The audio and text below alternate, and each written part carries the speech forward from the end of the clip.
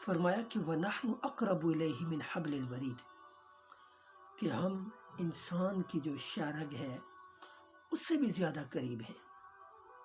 حضرت علی مرتضیٰ کرم اللہ وجہ الکریم آپ سے روایت ہے کہ حضور فرماتے ہیں کہ خالق کائنات نے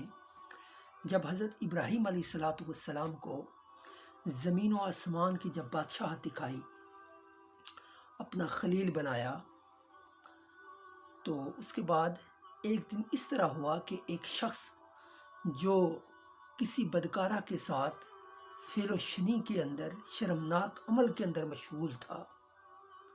حضرت ابراہیم علیہ السلام نے جب اس کو دیکھا تو آپ نے اس کے لیے بد دعا کی، وہ بندہ ہلاک ہو گیا۔ اسی طرح ایک اور آدمی جو گناہوں کی دلدل میں پھنسا ہوا تھا، وہ بھی کوئی گناہ کر رہا تھا، تو حضرت ابراہیم علیہ السلام نے جب اسے دیکھا تو آپ نے اس کے لیے بھی بد دعا کی۔ جب آپ نے اس کے لیے بد دعا فرمائی تو وہ بندہ بھی ہلاک ہو گیا۔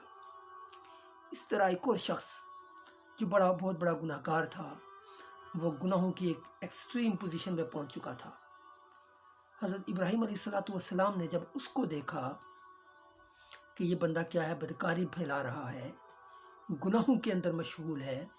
تو آپ نے اس کے لیے بد دعا آپ جو ہی کرنے لگے تو خالق کائنات کی طرف سے وحی نازل ہوتی ہے۔ خالق کائنات نے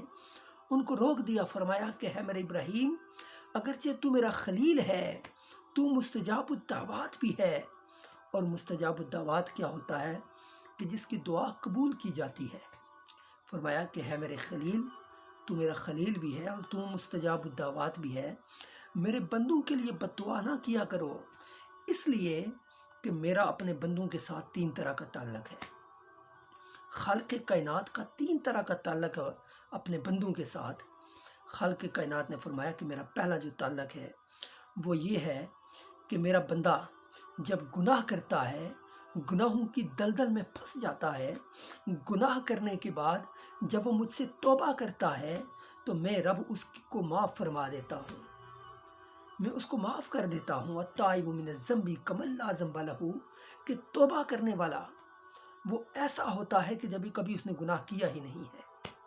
یہ خالق کائنات کا وصف ہے، خالق کائنات کی شان ہے۔ اور فرمایا کہ یبدل اللہ السیئات حسنات، کہ اگر انسان کیا کرتا ہے، وہ گناہ کرتا ہے، تو گناہ کرنے کے بعد جب وہ اعمال صالحہ کرتا ہے، وہ اسلام کو میں داخل ہو جاتا ہے، کمپلیٹلی داخل ہو جاتا ہے، تو ہم اس کے گناہوں کو بھی اس کی نیکیوں میں شامل کر دیتے ہیں، اس کے گناہوں کو بھی ہم نیکیوں میں شامل کر دیتے ہیں۔ تو سمع نزی وقار، اسی طرح فرمایا کہ جو دوسرا تعلق ہے وہ یہ ہے کہ ہم اس کی اولاد میں ایسا بچہ پیدا کرتے ہیں، اس کی ایسی اولاد پیدا کرتے ہیں کہ جو زمین کو کیا کرتی ہے، وہ میری تسبیح سے بھر دیتی ہے، اور اس تسبیح کی وجہ سے ہم اس انسان کو بخش دیتے ہیں۔ اور تیسرا خالق کائنات نے جو تعلق بیان کیا ہے، فرمایا کہ وہ تعلق یہ ہے کہ بروز حشر جب اس کو ہمارے سامنے لایا جائے گا تو ہم چاہیں گے تو اس کو معاف کر دیں گے، چاہیں گے تو سزا دیں گے۔ یہ 3 تعلق ہیں خالق کائنات نے کہ جو اپنے بندوں کے ساتھ تعلقات ہیں، اور خالق کائنات گناہوں